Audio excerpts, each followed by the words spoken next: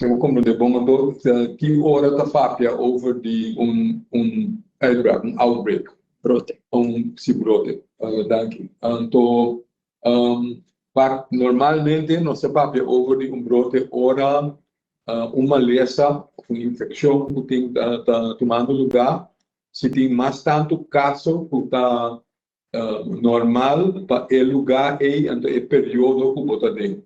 Tem que comparar com a situação do passado, os últimos 7 anos, para que está sucedendo durante o período e então se quando está querendo a mesma coisa, pode o mesmo nível, quando está papiando algo que seja uma situação normal. Pero se está subindo, está subindo substancialmente e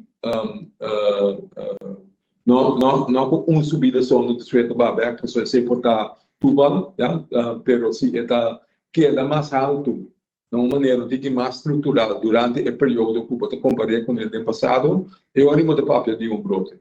Pero na Bonaire nós temos uma situação que está outro instante, no sentido que a população de Bonaire virou mais tanto comparado com 10 anos passados.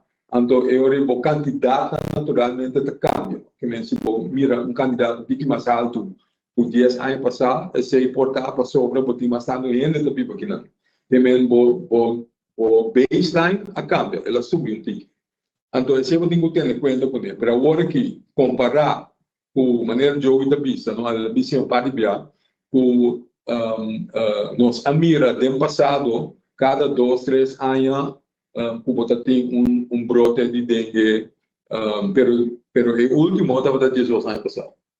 Então, tem zika com chikungunya sim, pero não dengue, que me agora que candidato com nossa mira pode para o mês de janeiro até o dia 30, botar mira é candidato está mais alto, por exemplo, que o ano passado, 2 anos passados, 3 anos passados, pero ainda não nós temos que adaptar a baseline a base de qual é candidato na Tabíba na Bonaire agora aqui. Então, para ser nós sabemos que candidato subir, que nós temos que estar na nossa alerta, nós temos que só para não virar mais tanto, pero para agora aqui, não está parte maneira de algo que nós temos que estar alarmante para agora aqui.